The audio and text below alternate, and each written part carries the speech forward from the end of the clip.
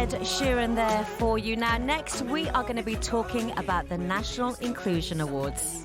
This is Eye on Education on Afternoons with Helen Farmer. With Horizon English School, rated outstanding by the KHDA, a British curriculum primary school focusing on child well-being and happiness since its opening in 1989.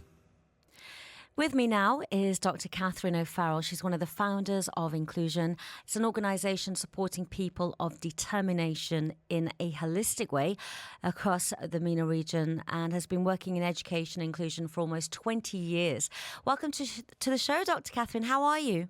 Thank you so much for having me. I am doing pretty well today. We've been very busy over the last few weeks, but we're slowly but surely getting toward the culmination of our wonderful awards.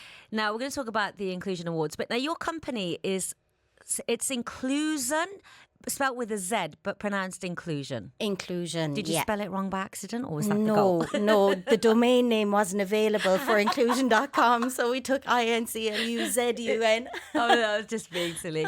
So, do you specifically work with schools or different organisations or actual people of determination directly? How does it work? We work with all. So we are working with over 150 families with children of determination here in the UAE across all Emirates. And our main function is to provide learning support assistance or shadow teachers for those children so that they can gain access to mainstream education. My partner Harmeet and I had been heads of inclusion in schools for years, and we'd seen this huge gap where learning support assistants really weren't supporting children very well.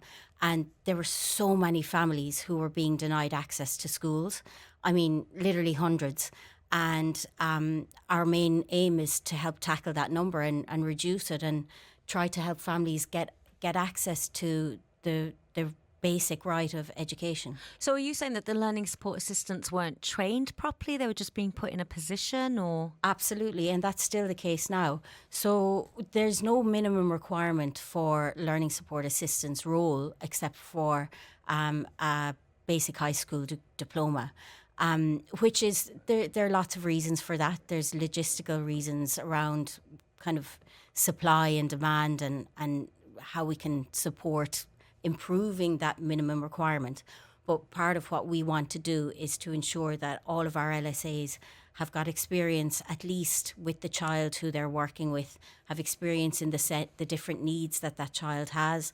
All of our shadow teachers have got diplomas or degrees in SEN, and it's something that we really hope to tackle because some of them were acting more as a barrier than a support for children. So you actually properly train them professionally? Yeah, and we're actually launching a certified course this year to try and reach more shadow teachers so that they can be properly trained as well. How long does the course last if somebody is listening thinking, I want to be a learning support assistant?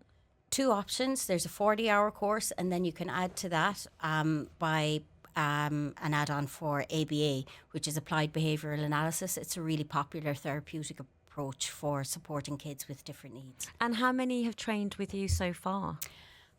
We've got 150 shadow teachers in position at the moment.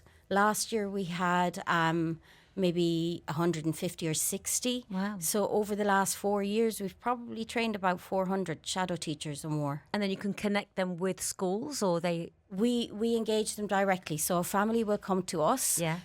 They'll tell us about their child's needs. We look at our network. We find our candidates and see who's the best match. And then we send them into schools with the child so that they can have proper support, with the ultimate goal always being to build independence for the kids so that they no longer need a shadow teacher. Tell me about some of the challenges that families are facing here when they have children or family members with our people of determination. The number one challenge for school-age children is finding access to education. Even though legislation is in place across the Emirates that schools shouldn't deny access for a child if they've got special educational needs, it still happens. It still happens way too much. And very often families don't know what to do or where to go when it happens. And we're helping them with that. We're bringing them to the regulators, bringing them to the table to have conversations and showing them the pathways that they can take. And people can, and family members, parents can just contact you directly to get advice and come and speak to you. Absolutely, yeah. Yeah, for sure. They can come to us through the website. Our numbers are on the website, or email, and we can support for sure. Okay, we're going to be back with more from Dr. Catherine O'Farrell. If you have any questions for her, though, do text us on 4001. It's time now to find out what's happening on the roads with Milani. Dubai Eye 103.8 traffic. With Yas Island Abu Dhabi. Stay at iconic hotels.